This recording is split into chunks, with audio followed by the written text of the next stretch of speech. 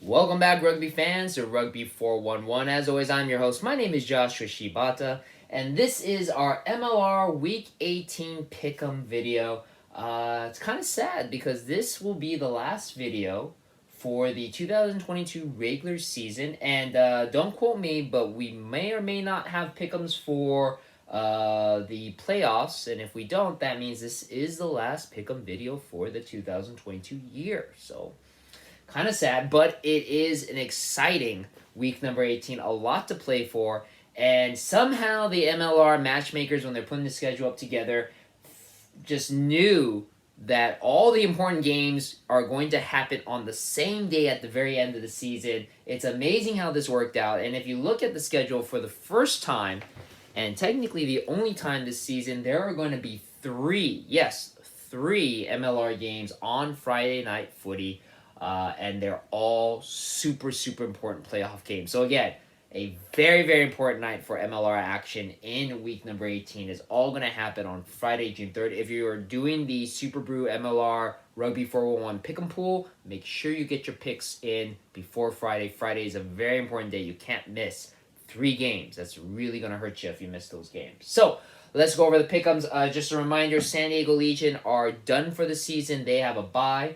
But Friday, June 3rd, 2 games, coincidentally, are occurring at the same time. Both involve Eastern Conference playoff teams. We have first NOLA Gold going over to Silverback Stadium to play against Rugby ATL, and then Rugby New York going over to the Veteran Memorial Stadium to play against the number 1 overall seed, New England Free Jacks. Very important games for both New York and Atlanta. If you watched my playoff scenario video, I went into great detail on what this means for these teams. I won't go into here, but ATL, New York need to win these games. New England, not so much. So that's what's going to make this really interesting. This one's going to be really easy. ATL, they've looked very good so far. NOLA coming off of just a spanking against New England, 57-5. NOLA really doesn't have a lot to play for. Atlanta's going to want it more. It's going to be in Atlanta.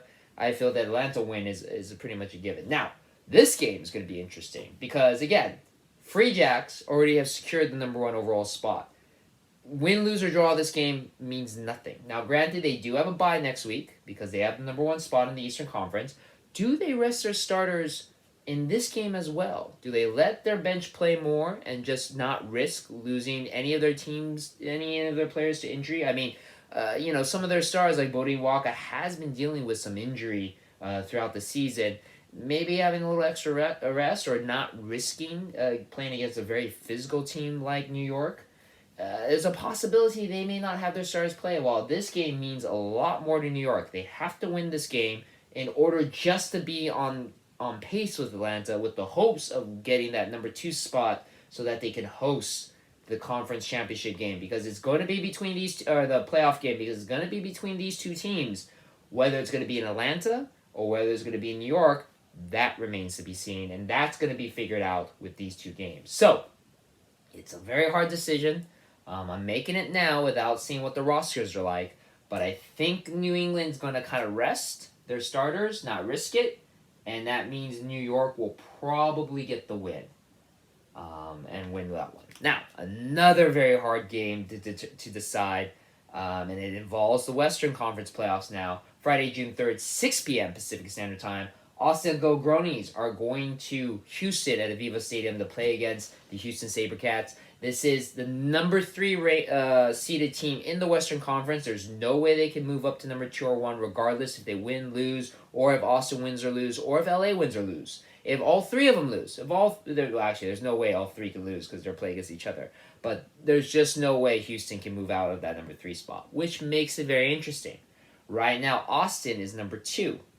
There's a possibility that Austin stays at number 2 and can't jump over the number 1 ranked team, the LA Giltinis. So that means this game might become the precursor to next week's Western Conference playoff game, where these 2 teams will play against each other but flip home field advantage, because Austin's at number 2. Regardless if they win or lose this game, they're not going to lose that number 2 spot to Houston. So Austin will host against Houston possibly in the next game. So with that being said, just like New England, Houston really doesn't have much to play for because they are not going to be able to change their destiny. They will always be the number 3 seed. They will always have to be on the road.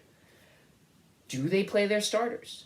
Do they try their hardest to beat Austin? Or just say, let's take this game off, and then whoever we play off in the next game will be ready to play, and we have to play away?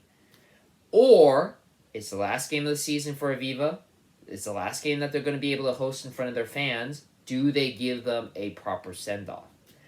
Austin has to win this game, or at least they want to win this game, because if they win this game, there's a possibility they can jump LA, and they can earn that number 1 seeded spot in the West and get a bye, which may be very important in this playoff scenario. So Austin has a lot more to play for. Houston doesn't necessarily have to, but Houston may come out firing. Now, granted, Houston did look pretty lackadaisical against Seattle, but were able to turn it on at the very end to get into the playoffs despite losing. Austin, though, looked great against San Diego. So with that being said, I feel Austin wanting it more, looking better, regardless that they're away at Houston. Also, too, there is a Texas rivalry between the two. I think Austin walks away with this one. It's going to be a tough one, but I think Austin gets this win, and they have the hopes of possibly getting that number 1 seed spot in the Western Conference. And now let's get on with the rest of the final week of the MLR 2022 season. We have one game on Saturday, June 4th, 5 p.m. Pacific Standard Time. The Utah Warriors are going over to Choctaw Stadium to play against the Dallas Jackals, who are still looking for their 1 win of the season. And unfortunately, I just don't feel that's going to happen with this game, especially the way that Utah has been playing. Both teams are out of the playoffs, but Utah has really been looking good. Finally finding some form. I'm sure they'll probably want to play as best as they can. Granted, Dallas is going to be home, and they want to give their fans a win, but man, Utah is probably not going to let that happen. Then we go to the final day of the 2022 season for Major League Rugby. Sunday, June 5th, 9 a.m. Pacific Standard Time, early morning game. Old Glory goes over to York Lions Stadium to go against the Toronto Arrows. This is going to be a very fun game. I feel, again, Old Glory has been technically helping break records, scoring the most points in a game.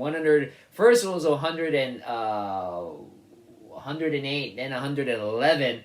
I feel they'll try to score as many points as possible. I don't know if the Arrows are going to keep up with them, but I feel that Old Glory is really trying to fight for that final win.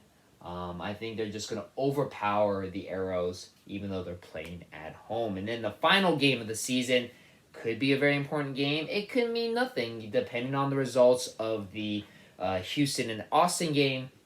If Austin loses, LA really doesn't have to do anything.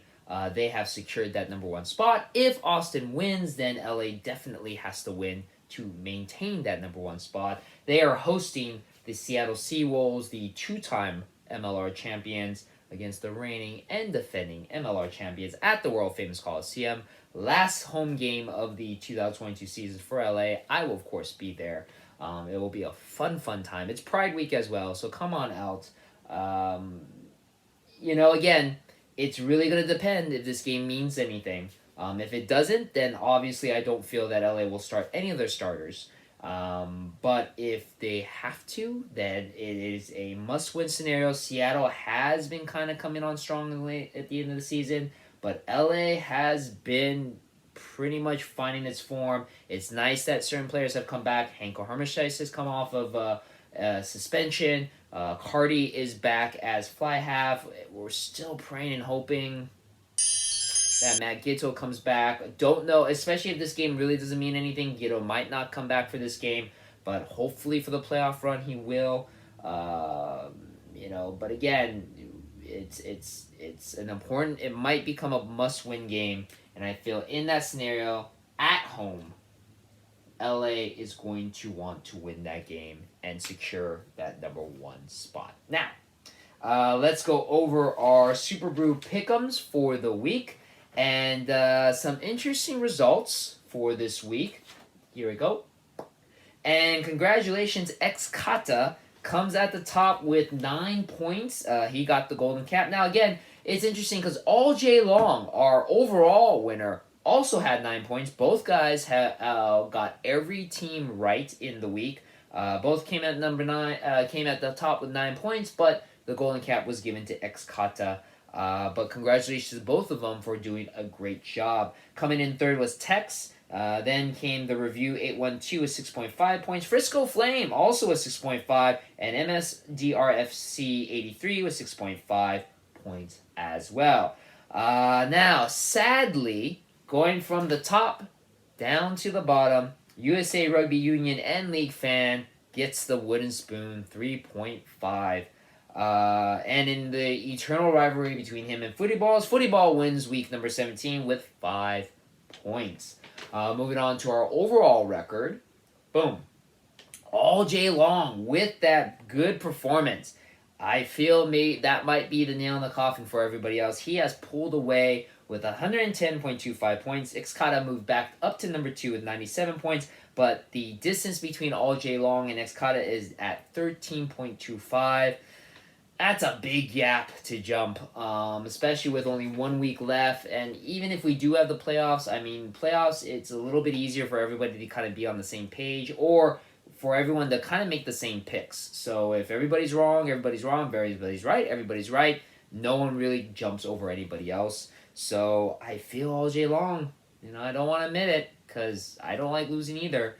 But you might have won this one, buddy. So congratulations. But we'll see. We'll see. I might have also cursed you, which I'm sorry about. But we'll see. Coming in number 3 is Harry, 95.58. I dropped down to number 4. No, I say at number 4, 93.33. Frisco Flame jumped up, 90.33. Good job, brother. Again, guys, for those who have completely stopped playing, Frisco is a great example of a person who started off with the wooden spoon and is now just right behind me in the top 5. It's amazing. He jumped over Scary Larry Rugby, who's at 89.58. So again, technically still anybody's game. 13.25 is a big jump, but it could be achievable with one good week at the end and one bad week by All J Long. But we'll see. Everybody's chasing after All J Long. So as always, thank you very much for watching the video. Again, don't forget, we do have 3 games on Friday. Don't miss those games, guys, okay? And as always, thank you very much for watching the video, and I'll see you on the pitch.